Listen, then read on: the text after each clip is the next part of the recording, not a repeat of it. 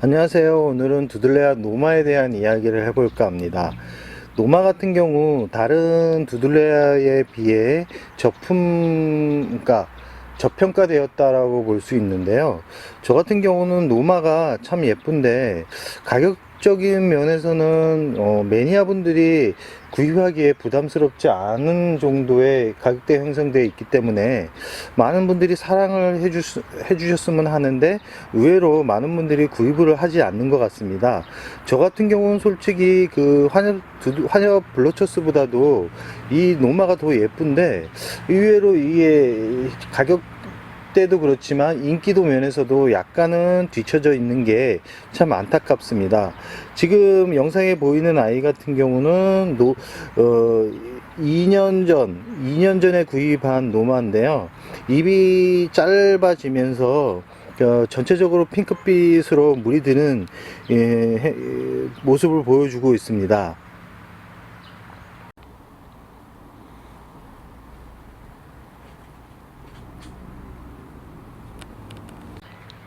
지금 두 번째 보여지는 노마 같은 경우는 제가 야생 노마로 해서 구입을 했는데요. 아까 노마와는 약간 다른 특성을 보여주고 있습니다.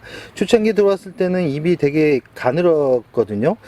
가늘어서 얘가 정말 노마가 맞나 싶었는데 이 두들레아 같은 경우는 일조량이 풍부할수록 입 두께도 그렇지만 입이 짧아지면서 전혀 다른 얼굴을 보여주기 때문에 초창기 수입 들어왔을 때 입이 못생겼다고 그래서 구입을 꺼려 하기보다는 오히려 그런 아이들로 구입을 해서 키우는 게 경제적인 부담을 줄이는 방법 중에 하나라고 생각합니다. 노마 같은 경우는 이 다른 두들레아와 다르게 화이트 그린이만큼 여름을 잘 날 수 있는 대표적인 두들레아입니다. 다른 두들레아 같은 경우 특히 화녀 블러셔스 같은 경우는 여름에 정말 취약하기 때문에 우리나라에서 키우기가 정말 안 좋거든요.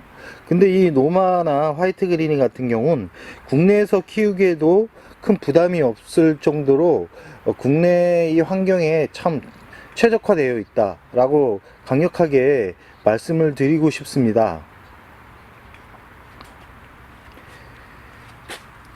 아까 로마와는 약간 입이 약간 긴 것을 볼 수 있는데요. 아무래도 이제 이 아이 같은 경우도 2년 전에 노마가 한참 인기를 끌었을 때 두당 2만원 선에서 구입했던 아이인데 그때 착하게 구입했다라고 제가 생각을 했거든요.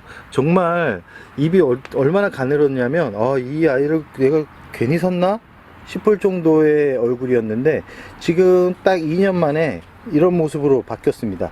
이 아이를 같은 이제 야생 노마로 해서 구입을 했는데 전혀 다른 얼굴을 보여주고 있습니다. 보이시죠? 이 노마 자체가 보통은 물이 단풍이 들지 않는다라고 생각하시는 분들이 많은데 이렇게 이 가장자리로 해가지고 단풍이 많이 듭니다.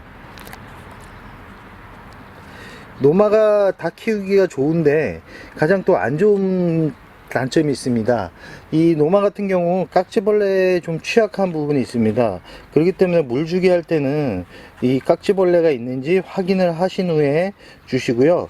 요즘은 노마 자체가 다 수입해서 들어오기 때문에 수입종을 고를 때는 꼭 잎 사이사이 이제 이런 곰팡이 병이 있는지 아니면 깍지가 있는지 확인을 하신 후 분갈이를 해 주시기 바랍니다. 현재 노마 자체가 가격대가 너무 낮게 형성이 되어 있기 때문에 수입이 많이 들어오지 않고 기존에 매니아 분들이 판매되고 있는 아이들이 시장에 나오는 걸로 알고 있는데요. 두당 10,000원 정도에서 구입이 가능한 두들레아 중에 하나입니다. 10,000원 보통 이 카페 같은 데 나오는 걸 보니까 보통 6, 7두 정도 되는 아이들도 7두 정도 되는 아이들 10만원 선에서 구입이 가능한데 이 10만원 선에 구입이 비싸다라고 생각하시는 분들이 있는데 이 목대가 두들레아 같은 경우는 목대가 이렇게 만들어지기가 쉽지 않습니다. 근데 예전에는 이 목대도 없는 얼굴 하나짜리도 2만원에 판매가 되었을 때가 있었는데 지금은 이렇게 목대가 좋은 목대인데도 7두에 10만원 선이면 충분히 키워볼만 하다라고 말씀을 드리고 싶습니다. 지금 보이는 영상의 아이들이 대부분 2년 전에 국내에 들어왔던 대표적인 노마들입니다.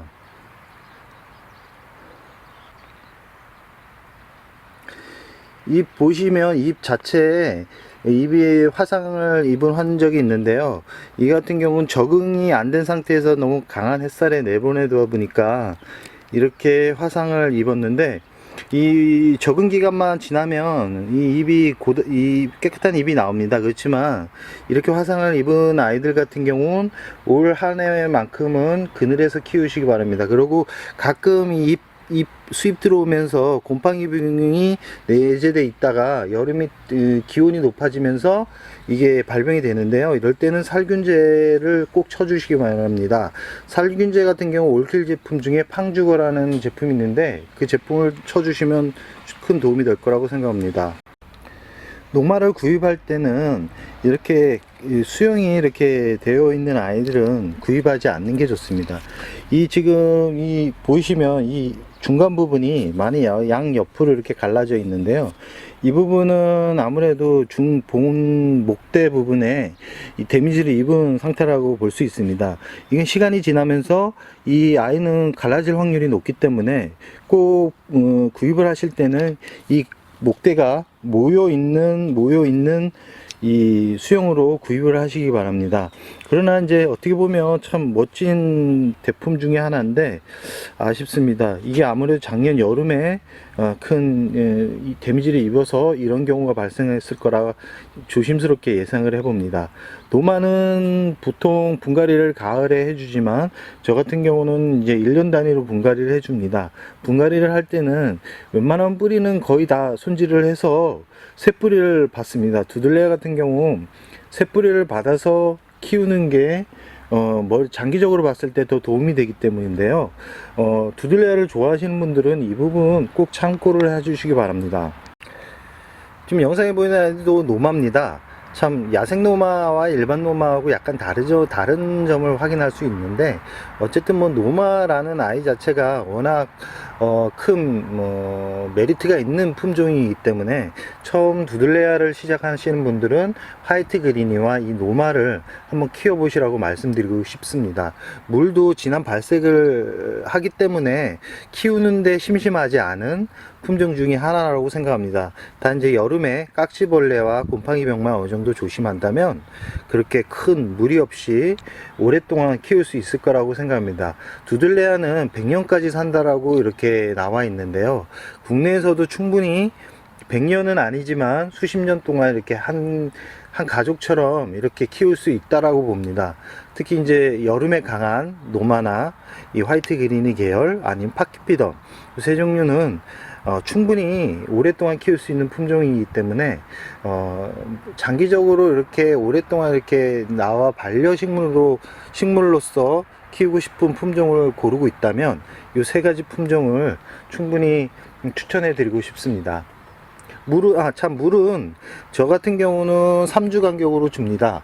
이렇게 줄 때는 아주 듬뿍 주는데요. 저면간수로 저 같은 경우는 2시간 이상 담가두기 때문에 일반 분들이 가정 내에서 키울 때도 이 부분은 꼭 참고하셨다가 키우시기 바랍니다.